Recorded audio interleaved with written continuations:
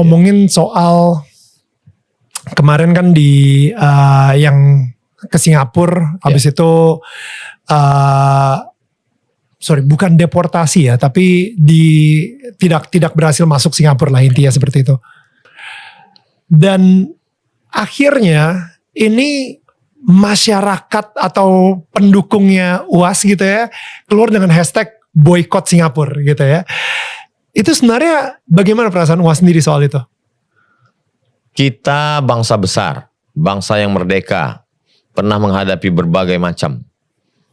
Jadi saya ingin kita sebagai negara yang bertetangga saling menghormati. Kalau dituduhkan Abdul Somad tidak boleh masuk karena dia ingin mengajarkan suatu ajaran, aliran, saya datangkan liburan dengan anak istri saya. Saya bawa bayi umur 3 bulan, 4 bulan. Lalu kemudian kalau diajar Abdul Somad ini orangnya radikal. Itu kan ada konsulat Singapura di Pekanbaru. Kampung saya itu Pekanbaru. Apa ada orang Singapura yang mati, dibunuh gara-gara ajaran Abdul Somad? Kami hidup damai di Pekanbaru.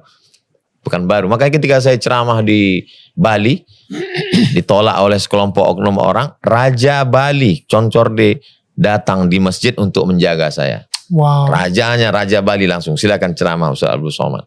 Mereka tahu bahwa di Riau, di dekat airport, ada satu rumah ibadah. Saudara kita Hindu, tegak berdiri, tidak ada yang mengganggu. Wow. Kita hidup, kenapa kita mesti berkelahi cakar-cakaran hanya karena medsos, hanya karena buzzer, hanya karena orang yang makan dari gagal paham. Kalau orang tidak paham, kita kasih paham. Tapi kalau orang memang hidupnya untuk gagal paham, itu sulit. Ya. Berat. Tapi kalau misalnya ngomongin soal radikalisme ya, what do you think of it? Radikalisme adalah isu yang amat sangat menarik untuk dijadikan sebagai labeling. Jadi ketika saya tidak suka dengan seseorang, maka saya akan katakan kamu radikal, kamu aliran radikal. Jadi biasanya kalau kita nggak suka dengan orang, kita cari apa kata yang paling enak untuk kita labelkan. Kita taruh di satu box ini aja deh. Kita tulis, kita lengketkan di belakangnya. Sehingga semua orang lihat, nah, itu radikal. Tapi orang lupa, bad news, good news. Berita yang tidak baik itu iklan gratis. Nah, ya, jadi labeling itu emang kayaknya ya pembunuhan karakter sih pastinya. Tapi pandangan Ustadz sendiri soal radikalisme gitu ya, karena kan tadi kayak dibilang wah ini ekstremisnya makanya nggak boleh masuk Singapura gitu. Tapi sebenarnya pemikiran UAS sendiri soal itu gimana? Setiap agama, setiap aliran ada kelompok ekstrimnya. Setuju. Kajilah semua. Setuju. Dari mulai ekstrim Hindu, ekstrim Kristen, ekstrim Buddha, ekstrim. Setuju. Kalau kita mau baca. Tapi apakah kita bisa sweeping? Hanya karena satu digigit semut lalu kita bakar itu satu pohon, semua semut salah. Kita tidak adil. Gimana letak rasa kasih sayang kita? Kita mesti pilih-pilih. Lalu, apakah Abdul Somad itu radikal, mengajarkan kekerasan, siapa yang tidak sekeyakinan dia pancung kepalanya? Ya kajilah. Tontonlah videonya dari A sampai Z. Jangan tonton potongan-potongan. Lalu kemudian datangi kampungnya. Lihat siapa saja teman dia. Dia pernah nggak bertetangga dengan non-muslim? Pernah tak dia dengan... Dalam perjalanan ke sini, WA masuk. Mat, tolong kirim abang bingkisan. Masa cuman abangku aja yang dapat? Non-muslim. Tetangga kecil saya, sahabat saya. Karena saya dapat kain sarung tuh unik, warnanya warna tentara. Kalau saya pakai sholat kan nanti dilihat cangka orang saya tentara. Saya kasih ke tetangga saya. Makin ekstremis. Dia mau cocok, tegap, gagah. Itu sangat sesuai. Dia cerita ke adiknya. Aku dapat nih. Masa kau nggak dapat? Mat, kau nggak ngasih aku. Dalam perjalanan tadi. Udah berapa lama nggak kontak. Mungkin dia connect. Ini nanti dia mau Somad mau dialog dengan Bang Daniel. Batin. Allah menggerakkan hatinya. I love that. Jadi emang benar, maksudnya di setiap agama itu pasti ada aliran yang ekstremis dan kita nggak bisa pukul rata semuanya. Dan saya sendiri juga itu dia ya kenapa ini dan by the way kalau misalnya kalian di sini belum pernah nonton subscribe untuk channel YouTube-nya UAS gitu ya. Really do it. Apalagi kalau misalnya lu emang suka mendengar tentang kasih sayang Tuhan dalam hidup seseorang dan bagaimana kita selalu berpegang sama Tuhan gitu, berpegang sama Allah gitu. Karena setiap kali saya dengar itu saya ada sesuatu yang saya dapetin baru lagi gitu. Saya hari ini saya maraton nih dengerin kajiannya Ustadz tuh sampai 4 atau 5 kali maraton dan semuanya sama. Sekarang kita duduk bersama dan kita bukan dari aliran ekstrim.